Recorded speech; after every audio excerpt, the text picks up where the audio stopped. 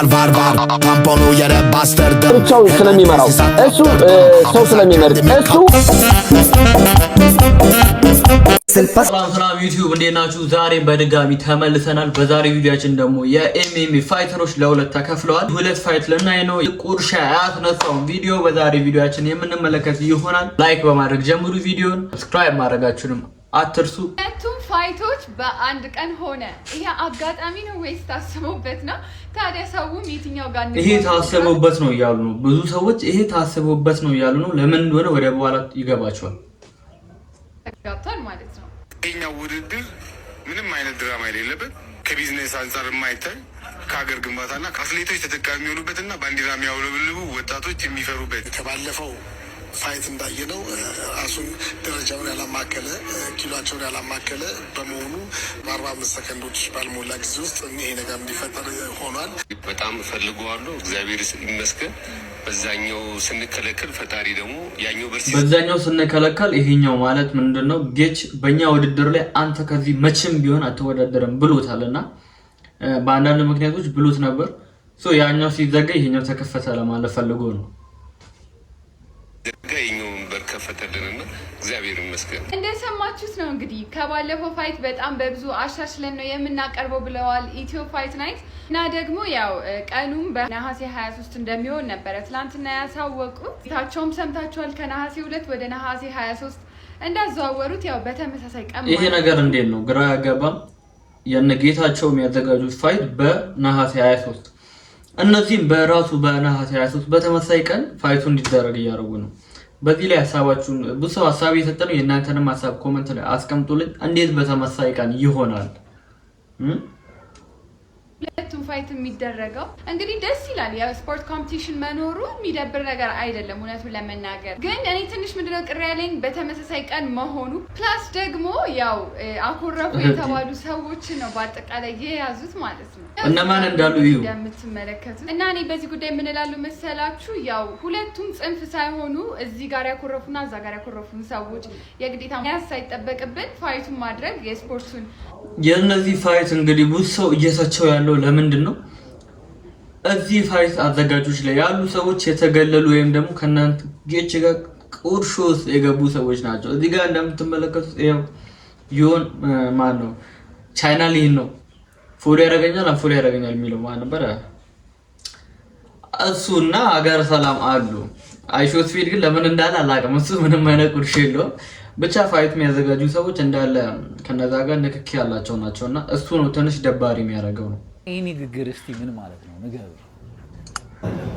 ሜን ኢቨንት የቲክቶከር ልጅ ይወጣል እንጂ አባቱ ነው። እንደሚታወቀው የመጀመሪያው ኤምኤምኤ ፋይት ኢትዮጵያ ውስጥ ሲዘጋጅ ኢትዮ ፋይት ናይት ያዘጋጀው 2010 ላይ። ይሄንንም ደግሞ በዚህ አጋጣሚ በደንብ ማህበረሰቡ እንዲያውቅ ይገባል። ያው ልጅ ይሮጣል እንጂ አባቱን አይቀድምም ማለት እነማንን ለመናገር እንደተፈለገ ግልጽ ነው። ሌሎች ሰዎች ደግሞ ማወዳደር ውስጥ ገብተዋል። ማን ነው የሚሻለው? ጌታቸው ናቸው ወይስ የነዚህ ያረጉ ነው? አፍሪካ ኤምኤምኤ በኢትዮጵያ የኤምኤምኤ ገበያ ላይ አሁን እየተነሳ ያለውን ትልቅ ጦርነት ሰምታችኋል። ኢቲኤፍሲ ገና ዙፋኑ ላይ ሳይደላደል ሌላ አስፈሪ ተቀናቃኝ ባለፈው በጌታቸው ስዌት ቦክስ ጂም እና አጋሮቹ አዘጋጅነት የቀረበው ኢቲኤፍሲ በህዝቡ ዘንድ ምን ያህል ፍላጎት ታዲያ ገና አንድ ፋይት እንደተዘጋጀ ዩናይትድ አፍሪካ ኤምኤምኤ የተባለ አዲስና ግዙፍ አዘጋጅ በድንገት ብቅ ብሏል። ኢሞሽናል ሆነው ተሰምቷቸው ልክ አይደለም ብለው ሐሳባቸውን ለጌች ወገነው እየሰጡ ይገኛሉ። በዚህ አጋጣሚ የእናንተም የትኛው ነው ትክክል የሚለውን ነገር ኮሜንት ላይ አስቀምጡልኝ። አሳፋሪና ሸመኛ የሆናችሁት የቱ ጋር እንደሆነ ታውቃላችሁ? በምትናገሩት ነገር ሁሉ ጌታቸው ነግሶባችኋል። አእምሮአችሁን፣ ማንነታችሁን፣ ወንዳወንድነታችሁን ሁሉ ተቆጣጥሮታል። የሱን ድክመት እሱ ለብቻው ስለሚመራው እሱ ሰው ስለሚመርጥ እሱ ድራማ ስለሚያበዛ እሱ እንደዚህ ስለሚያደርግ እሱ ብላችሁ ነው የመጣችሁት። እኛ የ4 ዓመት የ3 ዓመት ፕሮግራም ነበረን። እኛ ከዚህ ቀደም እንደዚህ ነበረን። እኛ ብላችሁ አንድን የመጣችሁ ሰዎች የለም። በነገራችን ላይ ከውጭ የመጣው ሰውዬ ቬጋስ ምናምን የሚባለው ሰውዬ የተናገረው ንግግር ተመልከቱት። በጣም የሚገርም ነው። ባጭሩ ያለው ነገር ምንድነው? ዳይቨርስ ለማድረግ ነው፣ ብዙዎችን ለማካተት ነው እንጂ የመጣሁት እናንተ ድራማ ውስጥ አይደለም ብሎ በጉራግኛ ነገር እንደዚህ ተናግሮ ነበር እንዴ? ማን ሲጀመር እኮ ዮኒ ቬጋስ ከጆኒ ጂሱ ጋር ሊያደርግ ነበርና የአሸናፊዎች አሸናፊ ነው የሚገጥመው ለዛ የመጀመሪያው ውድድር ከተደረገ በኋላ ትንሽ ተጠብቃለሁ ብሎ ነበር እና እዚህ ላይ ደግሞ እስቲ መሐል ላይ ነው መሐል ላይ መንጋ ሆናችሁ በመንጋ ይሄ ሁሉ ቪክቲም ይሄ ሁሉ የተሸነፈ አምሮ ይሄ ሁሉ የወደቀ አምሮ ነው ኢትዮጵያ ውስጥ በነገራችኛው ከላይኛው ቤት ተጧሪዎችም መሐል ላይ ጠብጠባ ያያችሁ ሰዎች አላችሁ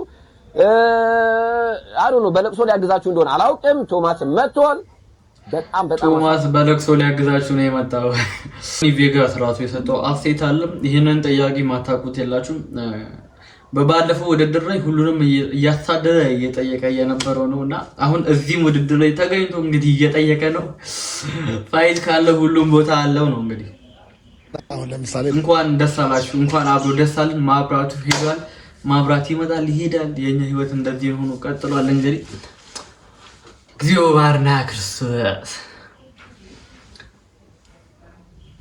ታጠና አሁን ለምሳሌ ባለፈው ጊዜ ያየናቸው ፋይቶች በ45 ሰከንድ ቢኒያም በተመለከተ ከሆነ ቅድም ስገልጽላችሁ እንደነበረው ቢኒያም በዚህ ሁሉ ፋይት ውስጥ ተሸንፎ አያውቅም በተደጋጋሚ ጊዜ የሚታወቀው በማሸነፍ ነው አሁንም በዛው ይቀጥላል ያሸንፋል ምንም ጥያቄ የለውም እንደው ሰው ለማሳየት ካልሆነ በስተቀር ውጤቱ የቢኒያም እንደዛ ነው ስለዚህ ፋይቱ ናሳ 23 ነው አይደለም የሚደረገው እሺ ሌሎች ደግሞ ሰዎች የሰጡትን አስተያየት እንስማ ማለት ነው እኔ በዚህ አጭር ጊዜ ውስጥ ራይቫል የሆነ መልቲፕል ፕሮሞሽን ካምፓኒ ውስጥ ኢትዮጵያ ውስጥ ይፈጠራል ብዬ አስቤ አላቅም ማለት ነው ግን በትላንትናው ዕለት እንዳያችሁት ኢትዮ ፋይት ናይት የተባለ ሌላ ፋይቲንግ ፕሮሞሽን ካምፓኒ ኢትዮጵያ ውስጥ ተመስርቷል እዛ ላይም ደግሞ መግለጫ እየተሰጡ ነበር እዚህ ፋይት ናይት ላይ ደግሞ ሀገረ ሰላም ቨርሰስ ቢኒያም ሽብሬ እንግዲህ እንደሰማችሁት ነው ሀገረ ሰላምና ጆኒ ቢኒያም ሽብሬ መፋለማቸው እርግጥ ሆኗል ስለዚህ የእናንተ ሐሳብ ምንድነው እንደዚህ አይነት ቁርሾ በአንድ አይነት ቀን የቱ ጋር ነው የምትሄዱት እናንተ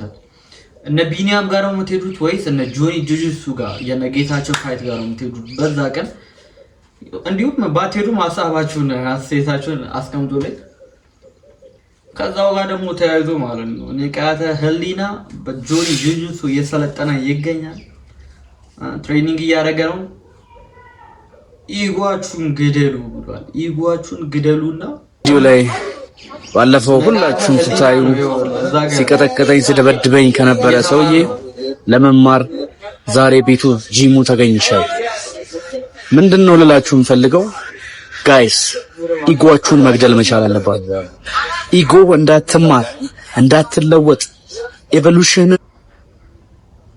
እያስቆመ ያለ ብቸኛ ነገር ቢኖር ኢጎ አጣዴ ነገር በቃ ይሄ አሁን ጸዴ ነው ትምህርት እየወሰደ ነው እየሰለጠነ ነው ማለት ነው ነቄ የበላሰው ነው ታቸው ውድድር አዘጋጃለሁ ምናምን የሚለው ድብድብ ነው እንጂ የሚያዘጋጀው ውድድር ላይ ያዘጋጀው እኛ እናዘጋጅለን እናንተ ስለማትችሉ እውነቱን ልንገራችሁ ማወዳደር አትችሉ ማዘጋጀትም ስለማትችሉ በግልጽ ተናግሯል አትችሉም እናንተ ማ ከባድ ቁርሾ ተፈጥሯል ማለት ነው ውስጥ ላይ እንደዚህ አይነት ቪዲዮ ባልሰራ ደስ ላይ ነበር ግን ግዴታ ማድረግ አለብኝ for the city though ጌችና አሹ መብራንስታችሁ አሜሪካ ያለን እስኪመስለን ድረስ እና ሌላ አገር በስማ እንደዚህ አይነትም ነገር አለ አሁን እኮ በቃ እንደዚህ ነገር አሳይቶናል አትችሉም አይባልም ሲጀመር ተዘጋጀ ከእናንተ ውጭ ያለ እየተጠበቀ ነበር በጣም ብዙ ሰው ይችላል ትላንት ማታ የተደረገው ያበደ ፋይት መድህን ግራንድ ፋይት ናይት